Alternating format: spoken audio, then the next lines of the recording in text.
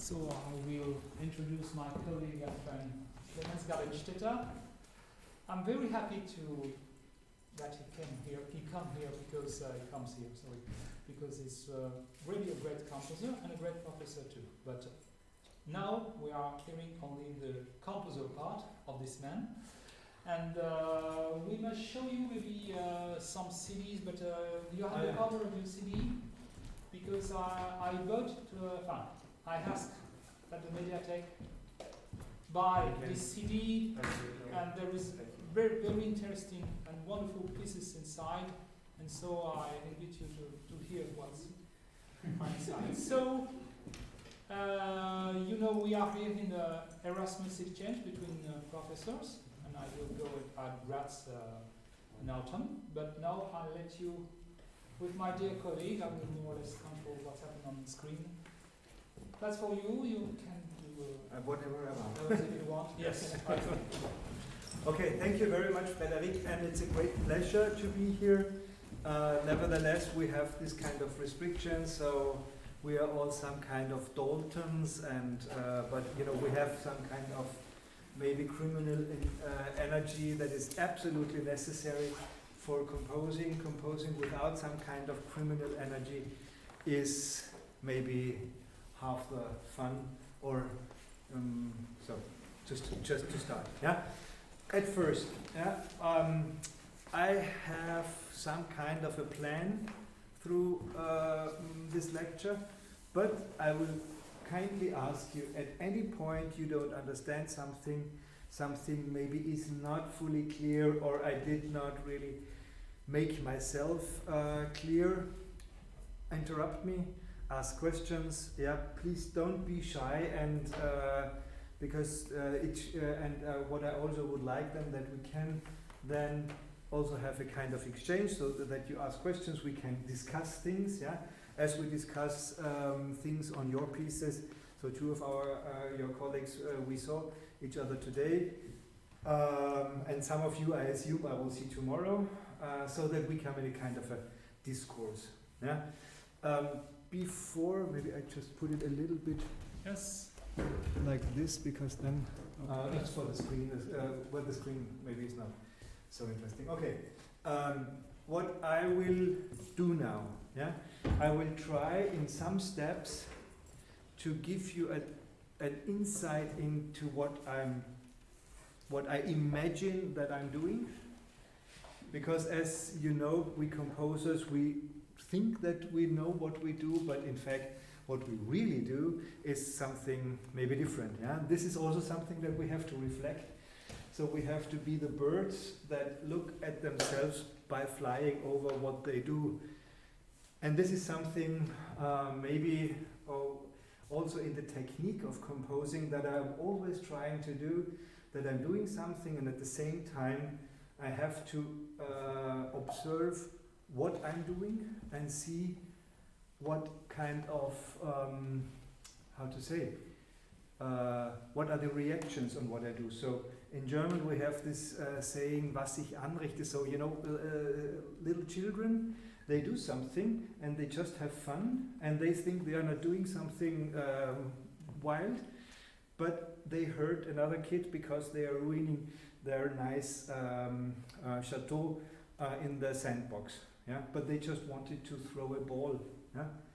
And if we do this, we have to also realize, and we have to react on what we are really doing. Yeah? And this is also a point of compositional technique. What I will start with, I will just play you, let's say, a few minutes of a string quartet. Then I will give you some introduction in how my brain, or how I think my brain works. And then out of this you will see that I'm trying to develop some compositional techniques. I give you an insight in how I tend to develop material, how I then project this in time, about form, about polyphony, about sound, about instruments, etc., etc. And I will always interrupt myself by playing some music, because we also need some maybe refreshing or some outside shock or something like this. I don't know if we make a pause. If you get tired, just tell me. Usually when I'm in the track of speaking, I'm like a TGV, and I'm do not stop. Yeah?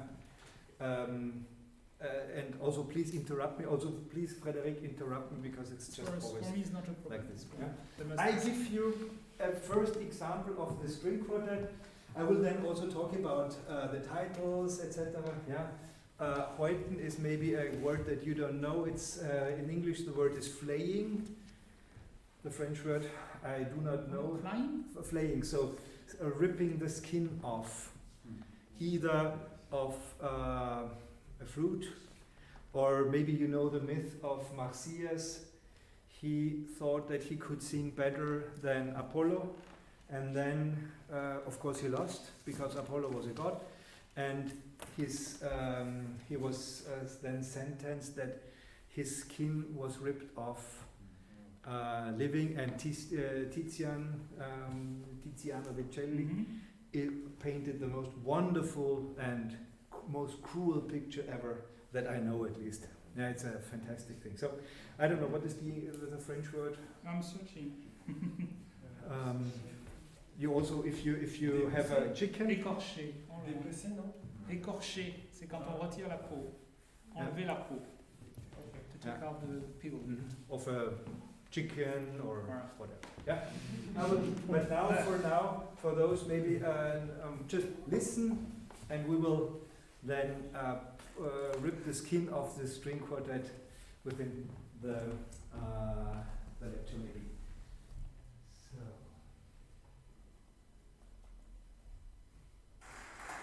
Oh, I'm sorry.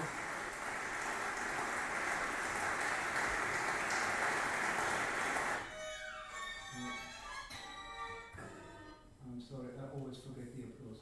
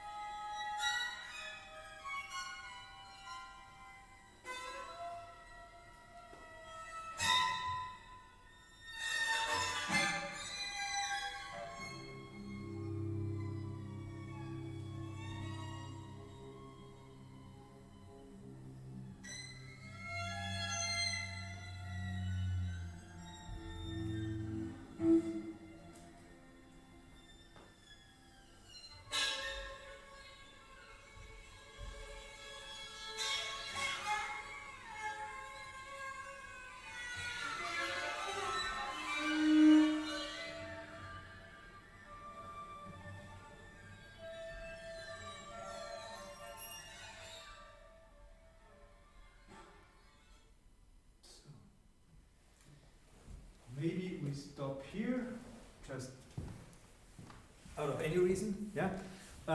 So, what do I do? If I'm talking about composing and about art in general, I tend to talk about that it is something that that this is something that we humans found that we can work on our understanding.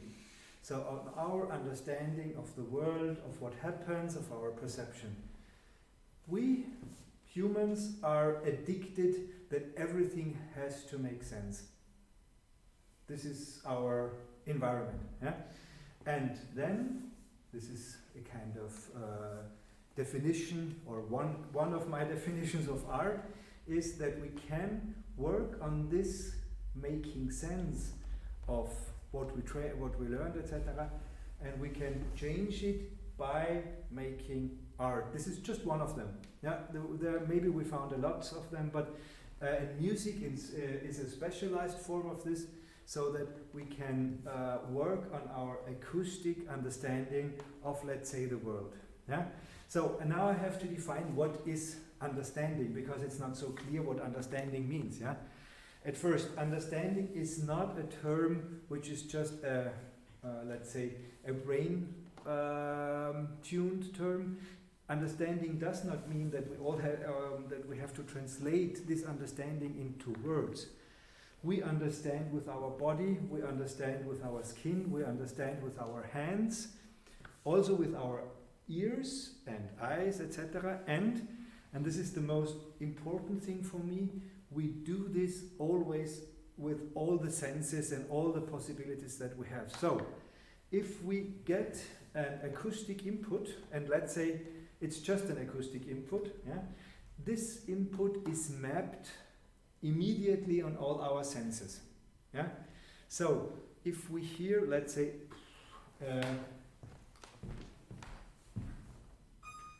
this, yeah, we say it is high.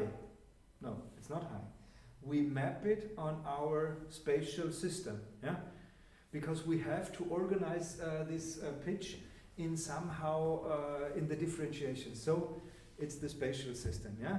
Then it maybe has a quality, a tactile quality, yeah. You see what I do when I make this sound of the harpsichord? It's like a sting. It's like a, so it has something to do with my skin. And it has something to do with what I do, yeah? So it's this kind of action. So my body understands and my skin understands, yeah? Then it might be also mapped on different senses, like it's a bright sound, yeah? No, the sound is not bright, but we map it on something that is equivalent to a bright color or as bright sunshine or something like this. It maybe is also a little, if we add maybe something, maybe not this, is a little spicy, yeah? And you all know sounds that might be a little, yeah, spicy, or it has some kind of tension or whatever, yeah? And this one only single sound, and what I did forget now is that this sound is full of remembrance, of cultural remembrance, because the harpsichord is an instrument that that is used in a specific cultural environment, yeah? And also not maybe just in Baroque music, but maybe you had some children pictures and there were harpsichord music, or maybe you also know some very strange films with harpsichords that do the different, is then connotated in a different way. Yeah, so this is all our cultural remembrance. And if we put all this together, we understand. Yeah, so this is our way of understanding one single sound. And now you know that there is not a single sound, but that every sound at the moment where it appears is full of information, of cultural information, of body-based information, of what the sciences call weak synesthesias. Yeah, so that we have how do you say, combinations to the other senses, but they are not strong as we know it from Messiaen, that he saw that there was a chord and this chord was yellow-blue. But these are the weak synesthesias, and this is, let's say, this is one way, or that is the way of understanding how I work, or where my work can start off. Yeah? And what it means then is that, and we had this single sound that as a composer I start to work on these various labels at a single sound, so I do not need anything. Yeah? There is a wonderful article about Brahms in a German-speaking Musiktexte, yeah? And they called the article music, composing without ideas. Yeah? And Brahms, it's about 119, I think the first of the da-dum, about this one, which is only based on minor seconds. No idea, no theme, just minor seconds. Yeah? And it's a little bit like this, so there is no idea that I have to follow, but an observation. Yeah? And observing something is, for me, at one point, the most important thing, because how I observe something, that is the way how I understand the world, the things. And these are also then, my way of observing are also, that is the first step to the tools, and the tools that I can work on everything that I observe. So far clear? Yeah? So, what I'm then doing is that we have this, our trained perception. Yeah? So we are not free. Yeah? There is no freedom in our perception because we are massively trained. Yeah? And at the same time, it is our personality, is this what we call our subjectivity, and it is our, let's say, prison in our environment, in our society, in how we grew up, etc., etc. Yeah? And as you know, someone who knows that he's imprisoned tends to break out. Maybe most of them. Yeah, at least me. Yeah, and so at the moment where my perception is at the same time my possibility and my prison, I'm glad for the possibility, but I want to find out ways how to overcome this restricted way of perceiving the world and search for different ones. Yeah? Our Austrian, and we nearly killed him, great writer Musil, yeah, maybe you know, the man without qualities, der Mann ohne Eigenschaften, I don't know. L'homme sans qualité. Yeah. Robert Musil, he said, if there is a sense of reality, I have to translate it now.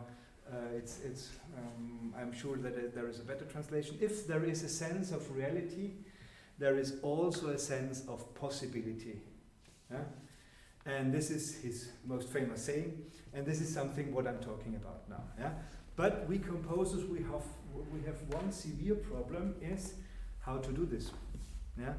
How to rip off our skin, but not killing us. Yeah? A very simple thing, but so how we do it. Yeah? What we see when, what I told you now about this kind of understanding, yeah, is clear that this kind of understanding is a pre-built system of relations. Yeah? So if we hear a sound and we map it on all our senses, we have a preset of relations, how this sound is then understood. Yeah? And so if we have this pre-built system of relations, the term relation might be one of the most crucial ones that we can find in order to overcome these presets. Yeah? At the moment, when I define the relations, maybe I have the possibility to change the relations or to redefine them. And in these matters, we have then to see on which levels of connections are these relations built. Yeah? And it took me quite a time to find quite a number of these relations where I could then also work on with my hands on. So you know, somehow we are all craftsmen. Yeah, we need a tool, and then we can cut the tree. But I don't want to cut the tree, but I want to do something different with the tree. Yeah, because I'm not a menuisier. Menuisier. Oh, yeah. Well, you know, I'm learning a little bit French, and it's sometimes it comes into me. So which kind of relations did I talk about now? Yeah? I did talk about a very easy kind of relation, and this is similarity. Yeah? So we have one sound and another sound which is quite similar. Yeah? This is maybe something that you know from a lot of music, that we have a sound and there is a context built by a sound which is quite similar. Yeah? So acoustic similarities, this is one that is somehow always very obvious, sometimes maybe too obvious. Yeah? Okay.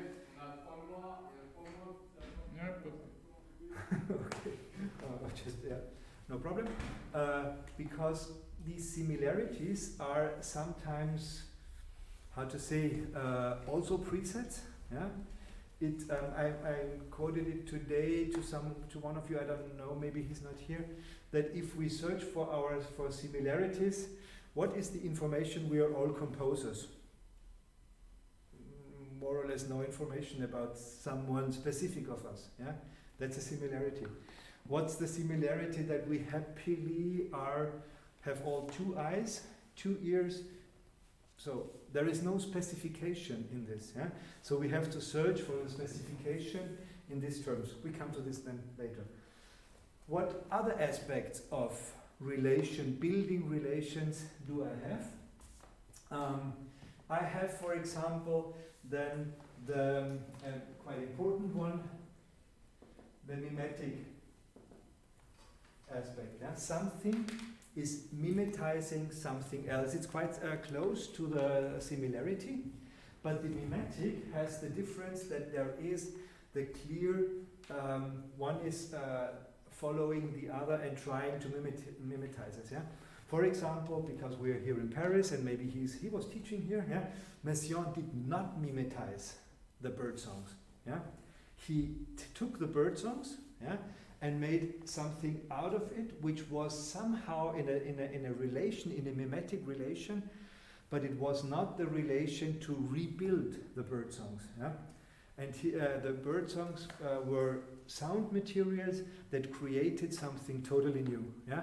But his first step was to mimetize the bird songs, and he was very good in this. Yeah? And then transform it into his system, into his sound worlds, etc., etc. Yeah? So this one.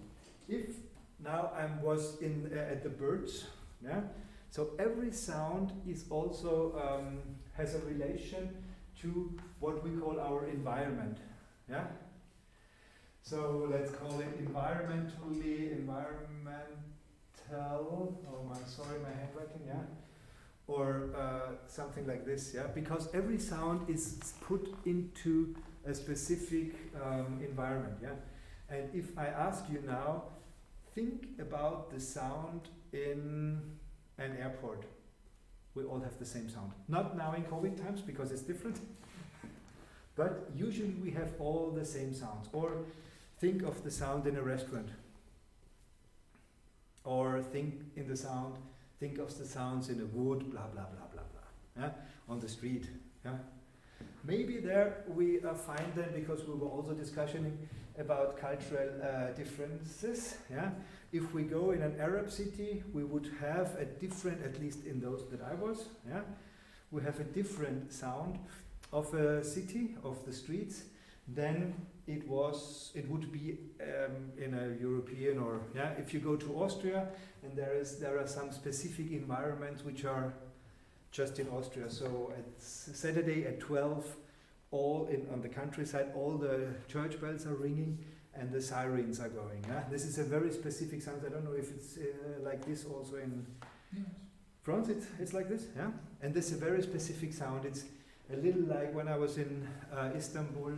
And at 5 o'clock in the morning, all the muezzins began to sing, and it spread out about the city. It's fantastic.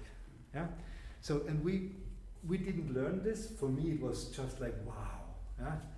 If you grew up in Istanbul, you maybe do not hear it anymore like this. Yeah. So this is the environmental relation that we build between the sounds. Then there is someone which is very important for me, and this is the semantic aspect. Any sound that we can think of is related to some kind of semantic, let's call it meaning. Yeah, but it's not the correct word. If we would be in some kind of language sciences, we had to differentiate between these terms of meaning, etc., etc. But let's be easy. Let's say semantics or meaning. So if I reduce it, and I will give you then also an example of a piece of mine, there are sounds that make us either stop or jump aside or say attention, yeah, and we all know these sounds. Yeah. So if we go to the street, and this is a way of making the relations between those sounds. Of course, we have then the spatial relation. So we definitely hear in which space a sound is produced. So the sound brings us a space, and the space brings us the knowledge of a sound. Yeah? If I'm walking here now, it's a specific sound, and if now I'm walking in a church, it's totally different, and so we understand the same sound. In addition to the space, we have a totally different than knowledge about this sound. Yeah? And then come those which I was talking before. This is, and I'm shortening this now a little bit, this is the body-based and the weak synesthesia-based understandings. So body-based is, I think, very simple. Think of a sound where we all make a strike. Yeah, we all did it now. Yeah, so oof, yeah. Or follow me when I make doodle-doodle. Yeah, doodle-doodle. I think we all produce this. So this is we map it on our body, and we were talking about steps today. Yeah, so etc. Yeah, so there are so many examples. Do you know? So to give you, and the weak synesthesia is what I was telling: spicy, soft, rough, etc., etc. Yeah, and maybe I give you an example how at least I understand how this works at some compositions. Do you know by chance the Survivor of Warsaw from Schönberg? Do you know it? I'm just talking about the 5 first bars. Maybe you remember there are 2 trumpet fanfares, in 12-tone rows. Yeah. So trumpet fanfares is signals, semantic aspect. The cultural aspect. Oops. Culture, remembrance. Blah blah blah. I don't want to write it now. Yeah. This aspect. Yeah. In the fanfares. Yeah. Then is a snare drum, which is of course adding to the fanfares the military aspect. Then the trumpets are transformed into bassoons, into repetition of bassoons, if I'm correct. Afterwards we have colenio saltandi in the strings, where the repetition of where the snare drum is transformed. Yeah? And then it somehow cools down, and then the voice comes and begins us to tell the story of the Warsaw, how is it called? Varsovie. The ghetto in Warsaw. C'est le survivant de Varsovie de Schönberg. Yeah. And just to see, of course, this is with Schönberg. I'm not sure. I'm quite sure that he had a very clear concept. Maybe of this, I'm not sure if he did it out of his intuition, yeah, or if he really conceptualized this in a way like I'm doing it now. I have no idea. Yeah, it's too clear somehow that it's just unconscious because he worked it out. Yeah, but we see that in music, all these aspects are at the same time opened, and that he then gets hands on, that he can work on it. Yeah, And so somehow this is what the most, let's say, fundamental principle is when I'm thinking of material. Yeah? And now we can start to add or to go for, let's say, we can start the road trip and find or work material, because this is something, when we're talking about material, there is no material for me unless I build material, and building material is specifying the relations of sounds. Yeah? As you might know, there are several ways, yeah? And Stockhausen, he gave us a very nice example that you can either look at one material out of different angles, yeah? Or you can look at several materials from one point of view. Yeah? And this is what he did. So he had one relation, and then he looked from one making relation on all different sounds, or he found, let's say, one material and looked at this material from several aspects. Maybe the one piece, the first with having one material, having one aspect and then adding a lot of material to this aspect is Microphonie. Maybe you know this absolutely crazy and fantastic piece. Yeah, he has this tam-tam and a setup of the tam-tams, and then a lot of different sounds. He describes them with, and this is also very intelligent because he describes this with words, with adjectives, and this is also something that is very close to this kind of what I call then weak synesthesia relationship. Yeah, he has then relation and similarity, and there you will then see where the differences between me and Stockhausen might be. There are a lot of, but this might be there as well. And the other piece is Gruppen, yeah, where you have one system that, you have one way. Now you have a, what was the first now? I just lost the track now. The one thing with a lot of sounds, and you have now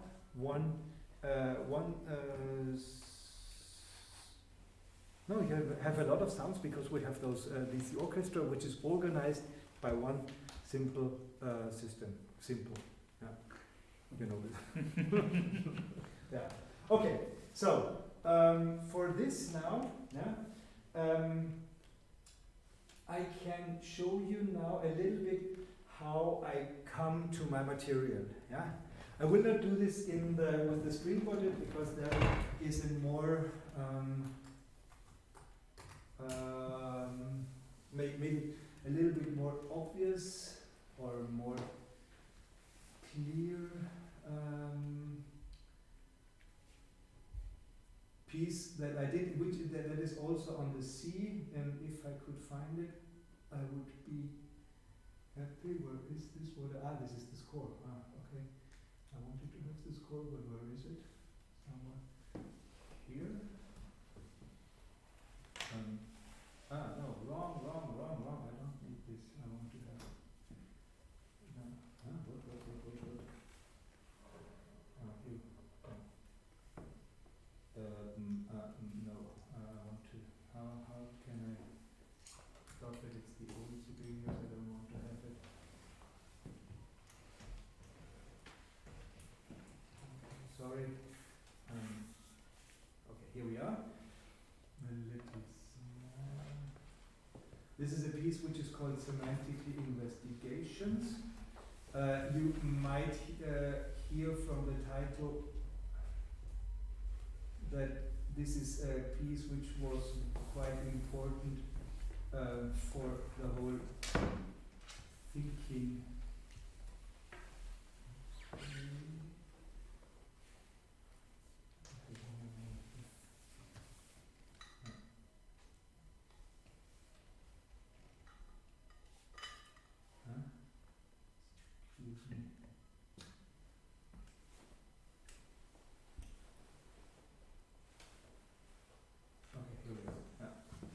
I'm showing you a little bit of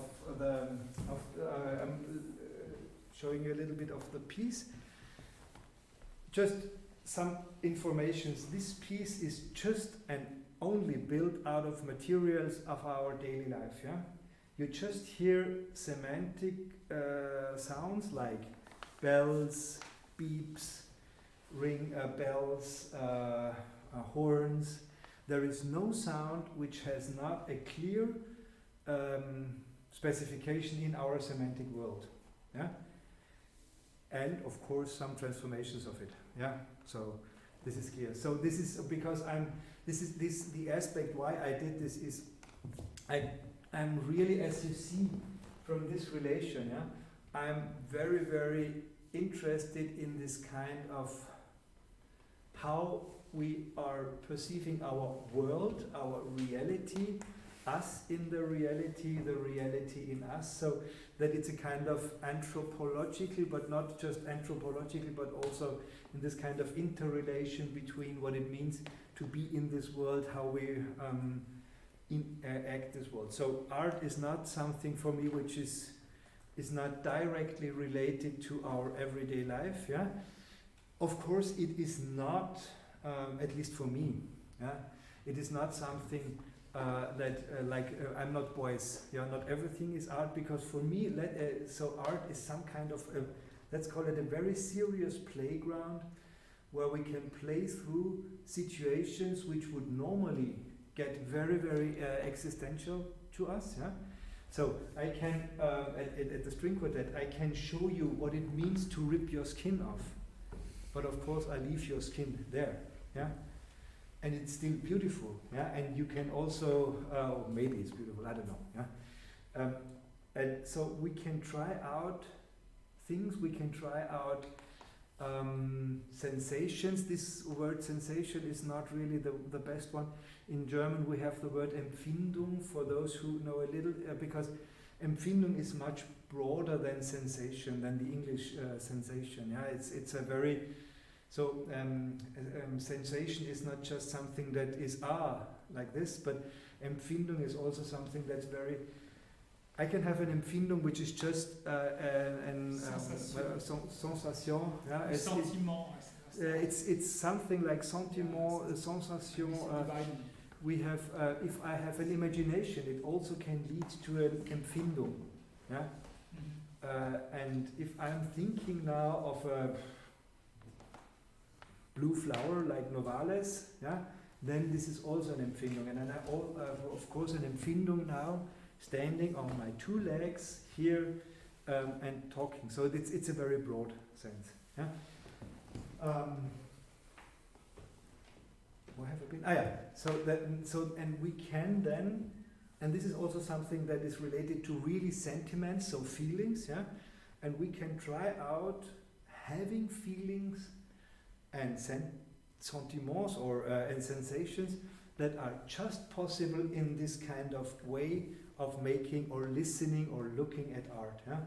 So what I'm looking for is then to have to rebuild out of this whole context a setting where we are able to make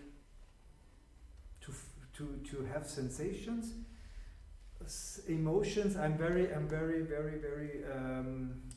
it's a dangerous word, this kind of word, emotions, yeah, because at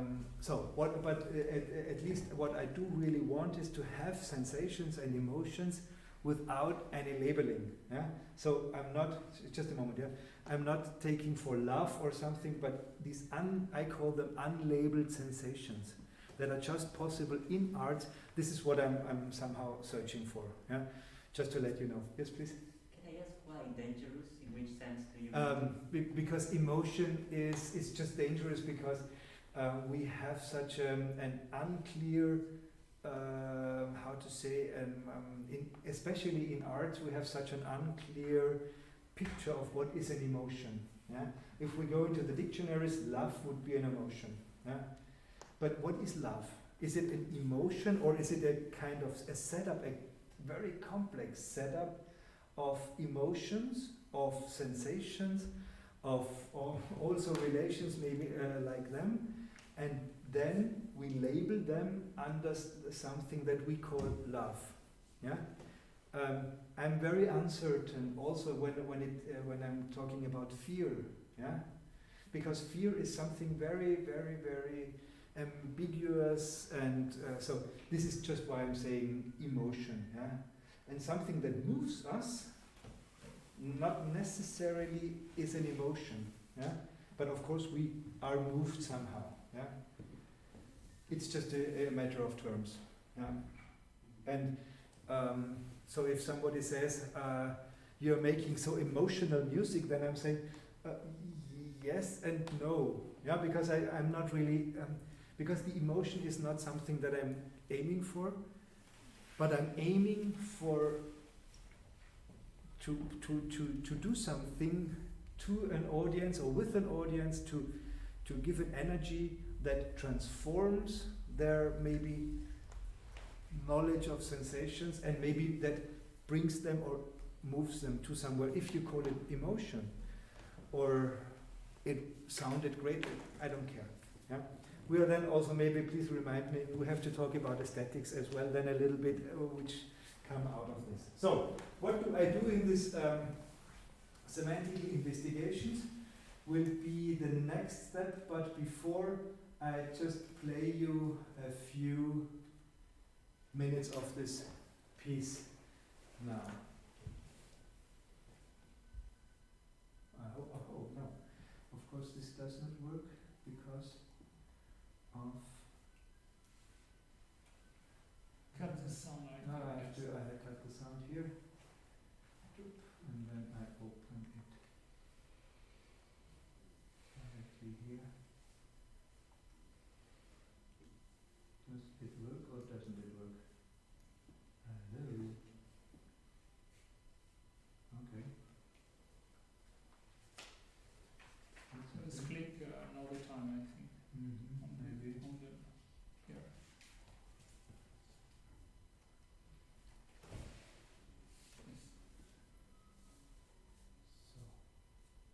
So, would you like to start? Yeah. But why don't I hear something? That's all.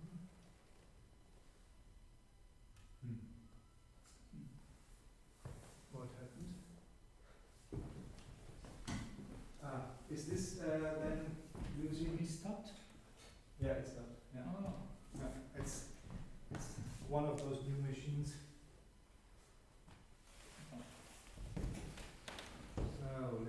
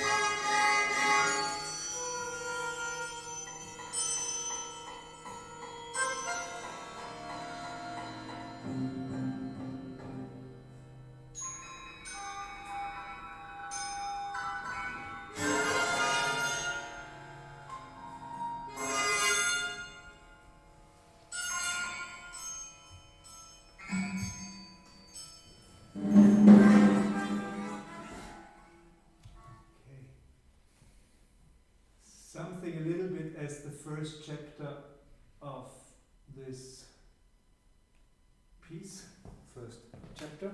Maybe I'm making it a little bit bigger now. So, maybe you were aware that this whole piece was, or that the first chapter was more or less just made out or taking its starting point from one single sound. Yeah? And this one single sound is this one here. So it's a bike bell. Yeah? And what I did is, it could be any other sound as well. I took a bike bell because it maybe somehow reflected my my interest or because of course there were a lot of connections then. Yeah. So, and I can show you now how this single sound led me to a vast, let's say, relation of sounds that then I call that this is the material. Yeah. So that's the first step of specification of sound material, because if we think of working with a preset of materials, with two well-known materials, yeah? And this is what I tried, yeah? To work with two well-known material, usually with material that we don't listen to anymore. Yeah? We don't listen to a bike bell, we just jump aside. Yeah? But now I'm trying to do something that we now listen again to a bike bell, etc., etc. This is how I make the relations. What I did is that I made several layers of relations in this now. These are the relations that I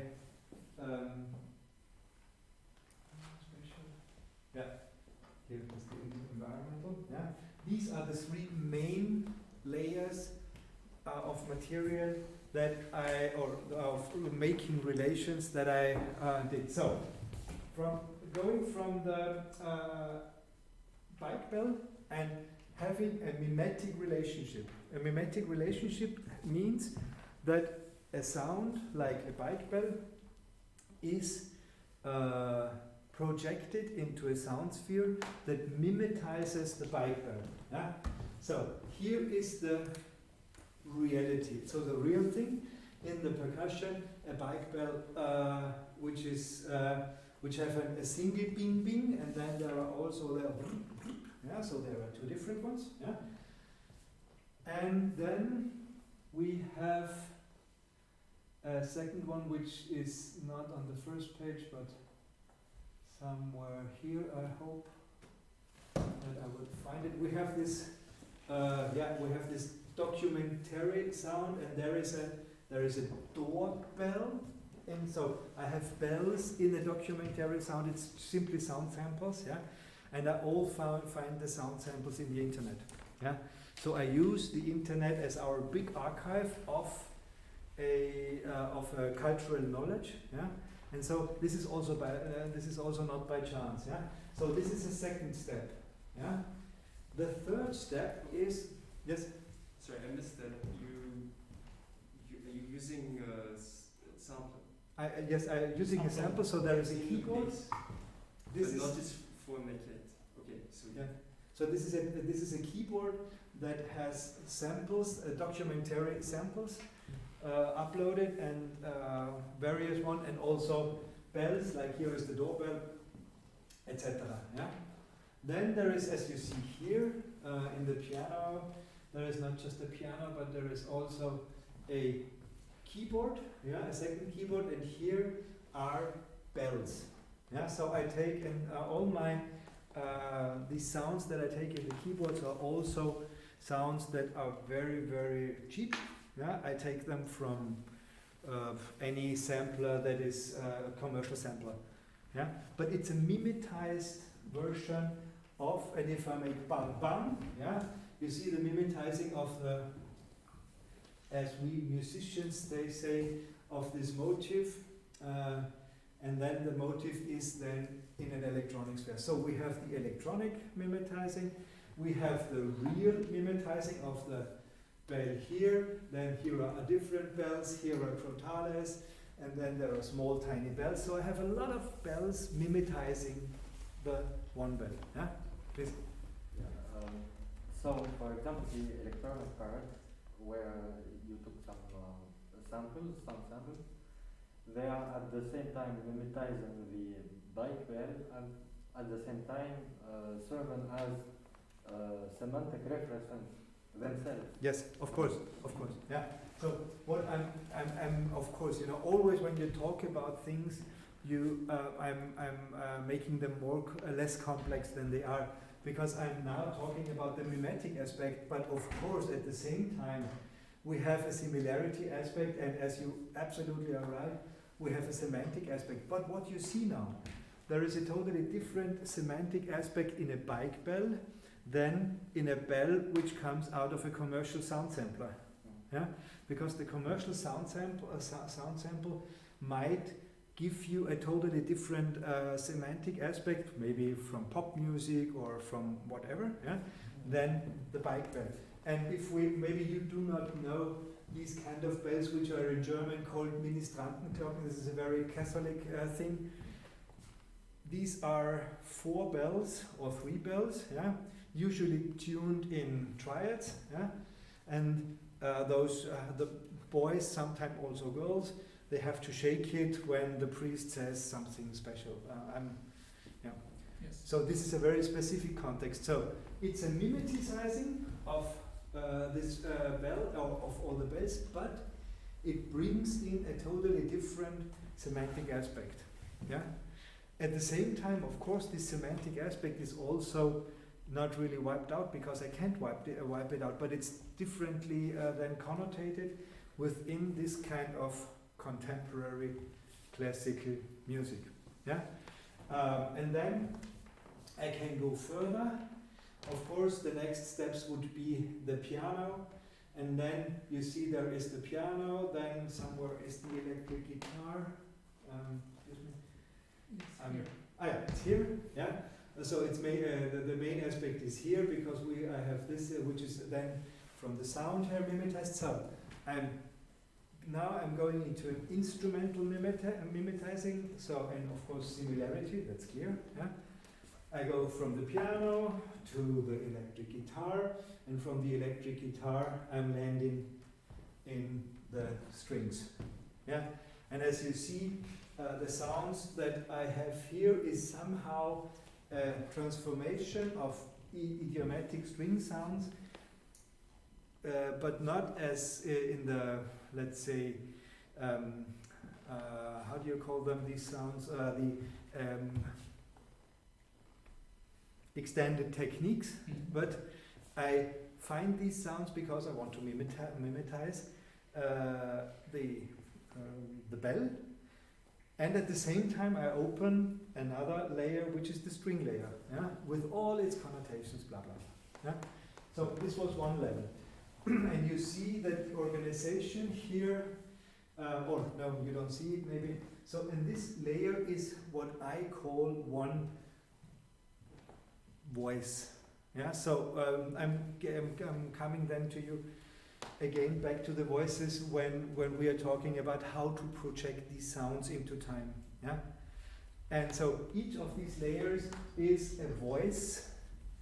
If we're talking about polyphonic music, so what you heard here is all polyphonic music, also in the string quartet. Yeah?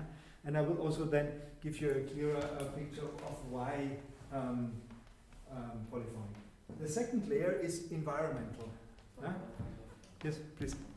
So in a way, it's imitative counterpoint. Excuse me. Imitative counterpoint. It's not an imitative. It's a little bit. It's a little bit different. Yeah, because you will see when I show you all the 3 layers that it's not imitative, but it has some aspects of this. But it's maybe the angle is a little bit different. Yeah. Yeah, I mean, compared to the mimetic aspect and the imitative aspect, it's kind of. Yes. Just give me 5 more minutes, and then maybe I can come back to your question. The environmental aspects then organizes material that is in the same environment than the bell of a bicycle. So the street, yeah? And very easy to see, where is it? Here you have a sample. There are the sounds of a car. I have to put this away. There are sounds of a car, so that's in German written motors and horns. Yeah? And let's see if I did also then bring another one. Let's see what we have here. And here are steps. Yeah? So I bring in here sounds that are totally different ones than those of a bell. Yeah? But they are connected together in an environmental sound. And this is something that was very important to me, that I can integrate absolutely different sounds and sounds from a totally different sphere, as it seems, from our ears. So neglecting similarity, because the environmental aspect is the one that I'm organizing. And that was such a relief for me that that was maybe, you know, I always say it's a big step for me, but a small step for mankind. But because I did not have to organize music anymore just because sounds are the same, or it's a little similar, yeah. And this was great for me. That was fantastic. Also with the mimetics, and the next one was the semantic aspect. There are organized just sounds which made the same, or are doing in the semantic aspect the same as a bike bell does. Yeah? So go out of my way, alarm, something gonna hit you, blah blah blah. So we have then where are the well, so bap bap is of course not a bell, but it's the beep of yeah.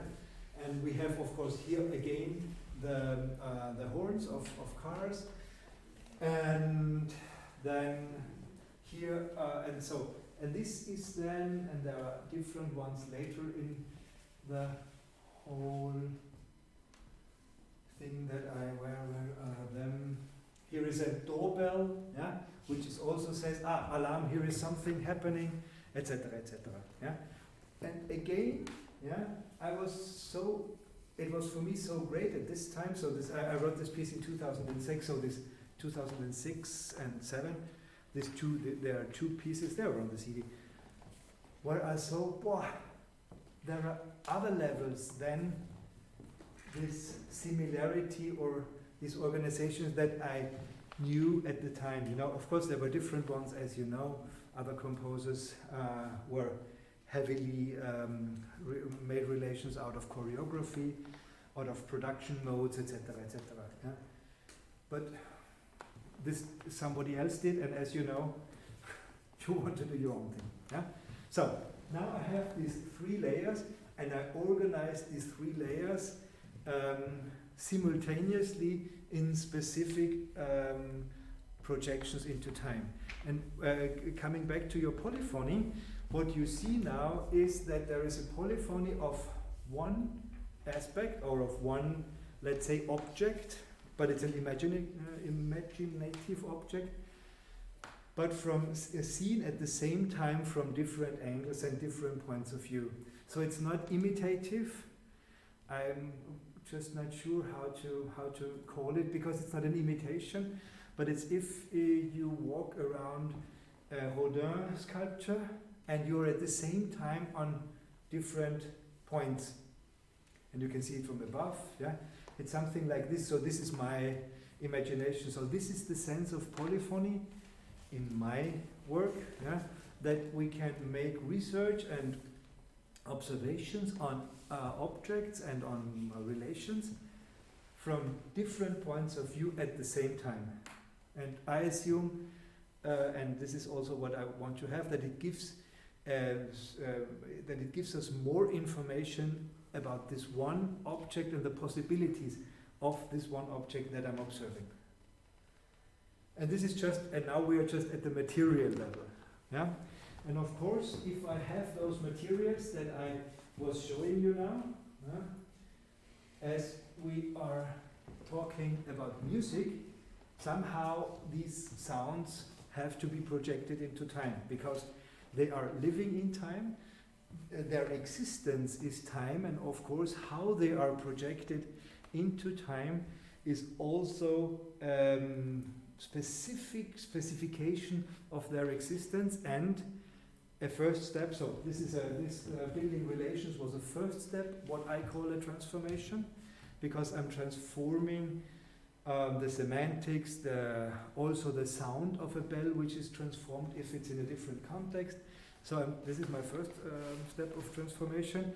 If I project them into time, this is a second step of transformation. So, and this projection into time, I'm now a little closer into giving you a little closer insight into what we in German we call it our knitting case. Do you also say it in French? You know, it's these are our secrets, the composer's secrets, where you have, you know, your needles, your things. So that's a word-to-word translation. Yeah. These projections into time, I call them for me melodies, because I assume that every A, B, and then C, if these are objects, if these are projected in a row into time, this is a melody. Yeah? And for being a melody, it should have a very specific aspect. It should have the aspect that this ABC is something that in German and also in English we call a Gestalt. Yeah? Is there a French word for Gestalt? Gestalt. It's Gestalt. Okay, so you understand wherever you come from. Just in, I don't know, how is it in Asia? Is there a word for Gestalt, like in French, or yeah? So what is the main aspect of Gestalt? And this is also very related to time. Yeah, Gestalt has at the same moment time is passing by. Yeah, but thus the relations between all the elements are so strong. The time is also under something that we call in music the corona. So time is passing by, but it's also held. Yeah, and that's one of the I think most important and most fascinating aspects of this kind of this Gestalt. Yeah, and if I'm able, and this is something that I'm always trying to. It's not easy, and sometimes I fail, sometimes it works. If I'm able to let three types of sounds follow each other so that they can build a Gestalt, yeah, then I call it a melody.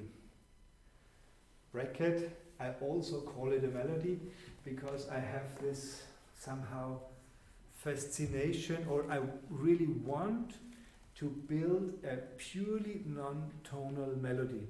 Because what went out of my thinking, every normal melody, no matter which notes or which tones you use, yeah, is a tonal melody. So Schoenberg only wrote tonal melodies, but he knew it.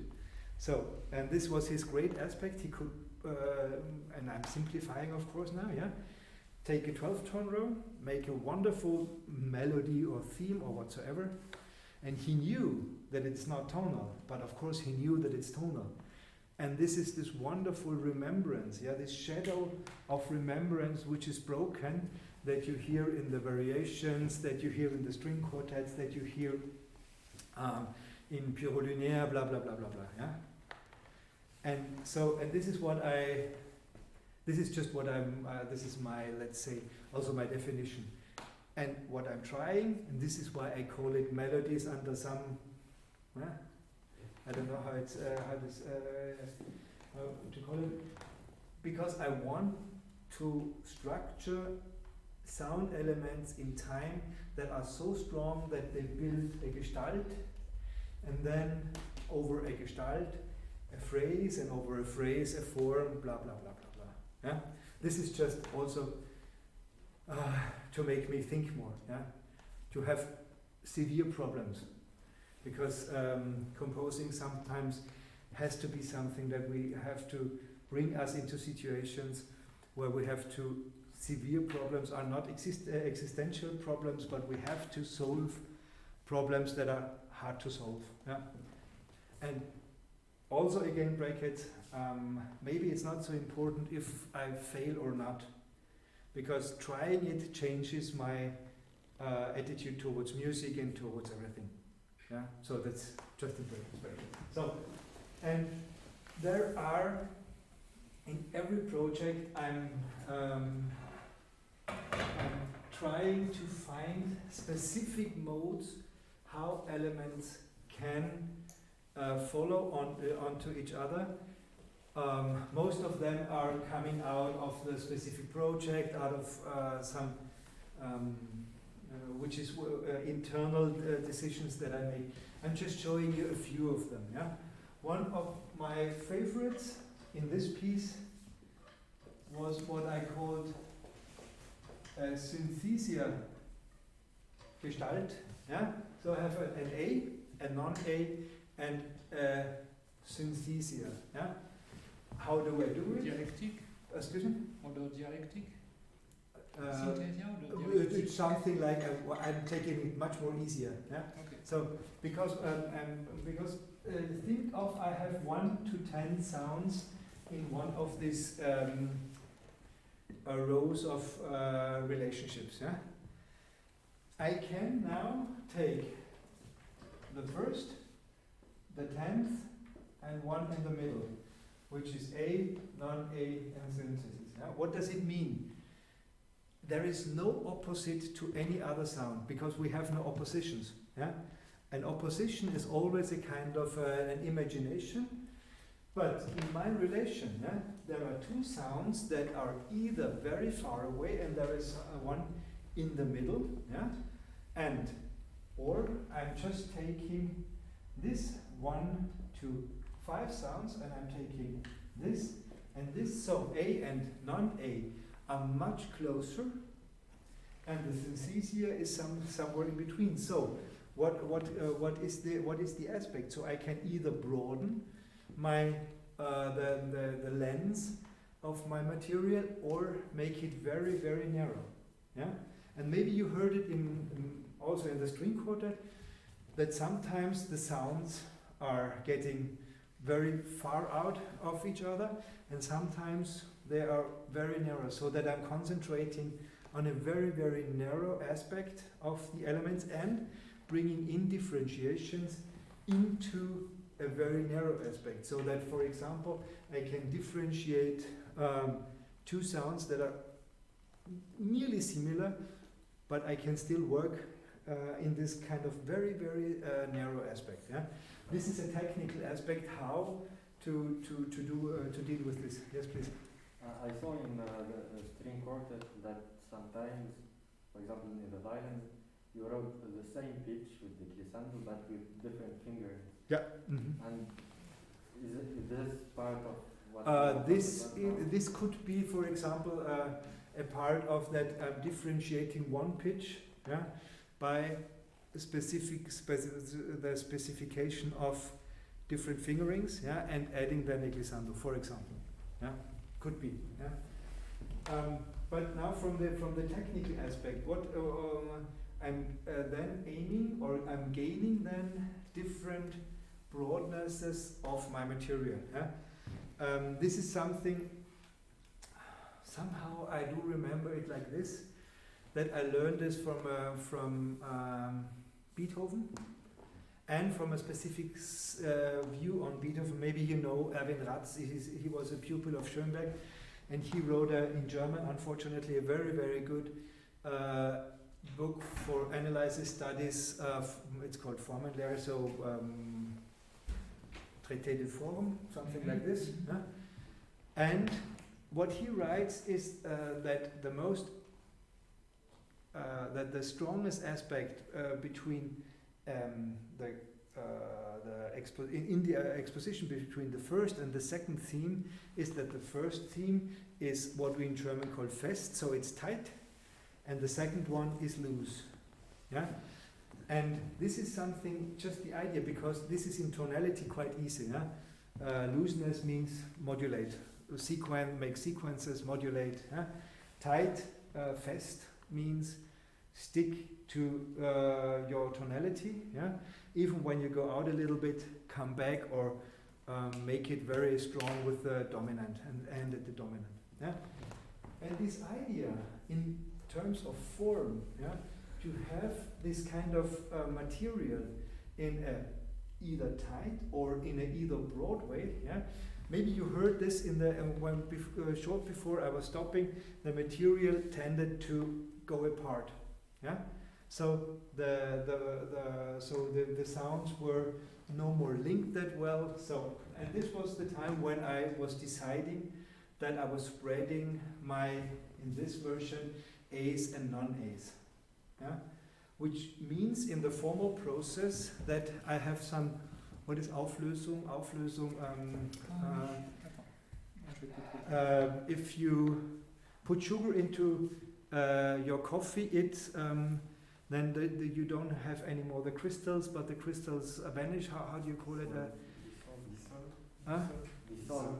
Yeah, maybe like this. Yeah, and in the formal process, resolution. Wait, it's the same like in music. Yeah, the resolution. Yeah? Resolution.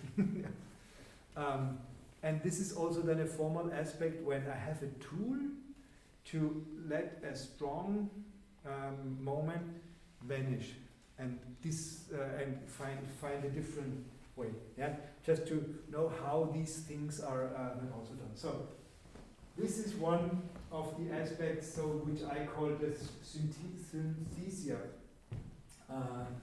Structuring. Now, for example, for the string quartet, I developed many different ones, which are, for example, when I'm working with language, I'm usually one of my following structures is also based on the grounding grammatic structures of, let's say, German language. I'm more or less then German based, so where we have a subject, a verb, two objects, and again the second verb, because in German, as you know, we always need the finalizing word. Yeah? Maybe this, my thinking of Gestalt in this way is also a little bit influenced by the grammar of the German language, because we can prolong sentences for hundreds of pages, yeah, until the last final verb is coming. Yeah? Until this is not coming, the sentence is not over. And it's all under a big bracket. There are some fantastic books without any points, with no, how do you say, punctuation, etc. And somewhere there is the final verb, or it's not there. Yeah? It's a kind of technique. Yeah? Maybe this comes from this, because then we can have this kind of corona within different objects. I don't know if it is like this in French. I'm not too close into this kind of, because my knowledge is too weak, but it's just, which it came to me, maybe that this of thinking of Gestalt, also that Gestaltpsychologie is a German thing. Maybe it comes also from the structure of our language and is different maybe than in other languages. Maybe. Yeah. So this is also something. Is there a coffee? Huh? Okay. 2 more minutes. Yeah, sure. So I find for each piece I'm trying to find those projections into time, where I then can put sounds into a row. And if you simply go to the score, yeah, and you can just find duck, duck. And it's a little bit like nono. The next one I think is then here, and the next one comes here, and so you see the row. And maybe you see, do you know the nono pieces where you see how the lines, for example, the canto sospeso, you see the 3 lines always, because there is no pause in between, and you can differentiate the lines. So and so you see then that there is one line, there is a different line which is then brought in, which organizes the next aspect, etc. And one aspect just that I have to add is that because I was not talking about harmonic and, for example, rhythmic aspects. Yeah, as you were maybe hearing, as you maybe heard, that there is a harmonic aspect that unifies and also disrupts the things. Yeah. For example, there is the bell, and then there is an A major chord. Yeah. The A major chord is connected to the Ministrantenglocken, to this church, small church bells, which are also in triads. Yeah. And this is also then a reason why, for example, you might have heard that there are a lot of post-tonal aspects, because this is then an aspect that is organized on a next level, yeah? That a bell has a certain timbre or spectra. The bells have a certain spectra, and this is then projected into time, into the in the qualitative aspect, into harmonic gestures, etc. On the rhythmic layer, you see that this tiny bam bam, usually this is how we bell, yeah, bam bam, yeah, go away, yeah, and this is the main rhythm, and you see that more or less everything is organized in this tiny little aspect, yeah. So just also to talk about these aspects, yeah, that we have here as well, because they are not usual, yeah. I forgot that here is a radio and a CD, yeah, which brings in everyday elements. So this is then something that is connected to the street, and so you see that how the world is built by these aspects of mimetics, etc., building relations, and then projected into time in 3 layers. I think it's a good time now for a pause. Yeah? Yes. Because afterwards we will see. We can talk about then the other aspects of what do we have? Vous aviez une question? No, no, No, no. no. Okay. About aesthetics, about maybe all other aspects of forms. I have to talk about transformation tools, and let's see. Yeah. Okay. Okay. You say how long, and 10 minutes? 10 minutes is fine for me. Okay. Yeah.